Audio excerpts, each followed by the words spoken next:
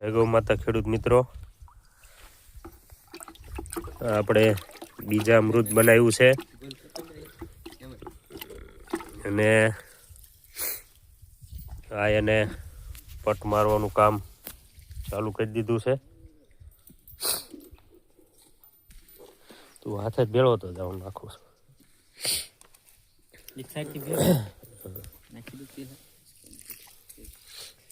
પટ મારીને પછી વાવેતર કરવાનું છે ઘઉંનું.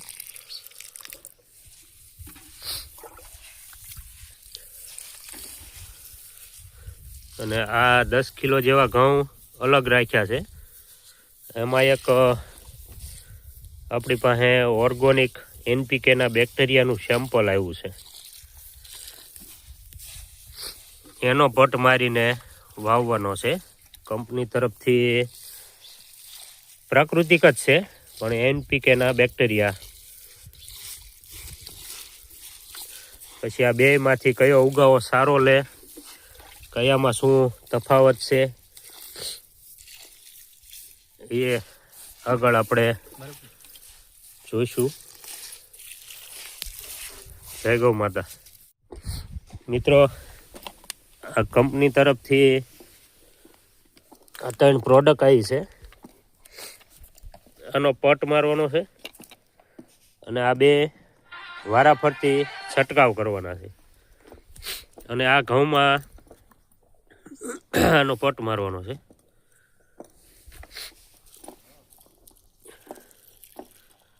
ઓર્ગોનિક પ્રોડક્ટ આપણને ગેરંટી સાથે આપેલી છે. બાકી તો નકર આપણે ટ્રાય ન મારવી. અને એને ભેળવો મેં આમાં આપણે આ પટ માર્યા વગરના ઘઉં ઉગાડવાના છે. અને આમાં આ પટ મારેલો ઘઉં ઉગાડવાના છે. આ બેમાં ઉગાવો કયો સારો આવે, શું ફેર પડે છે એનો તફાવત જોવા માટે આ બધી વસ્તુ આપી છે.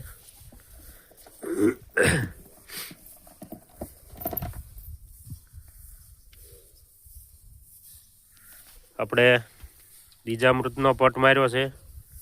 પછી આ કંપનીમાંથી જે સેમ્પલ આવ્યું છે એનો પટ માર્યો છે. જોવી બેમાં શું ફેર રહેશે. જય ગૌ માતા. નીમ પાવર ખાતર,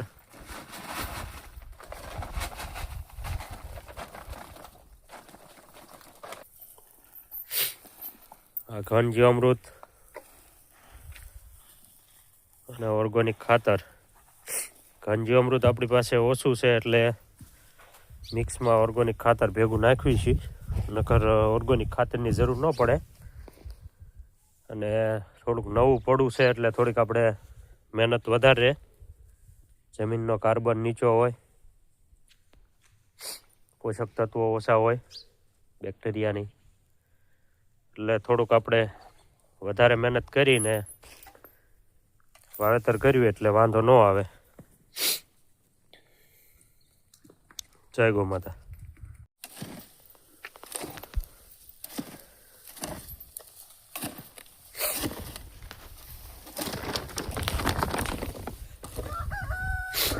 હા, નીમ પાવર ઓર્ગોનિક ખાતરમાં એરડીનો ખોળ, લીંબોળીનો ખોળ, તમાકુનો દળ, ટાઇકોડર્મા, સુડોમોનાસ, પેસિલો બેક્ટેરિયા, બોન પાવડર, સુગર, કમ્પોસ્ટ, પોલ્ટ્રી અને 14% ઓર્ગોનિક કાર્બન, આટલી વસ્તુ આવે છે.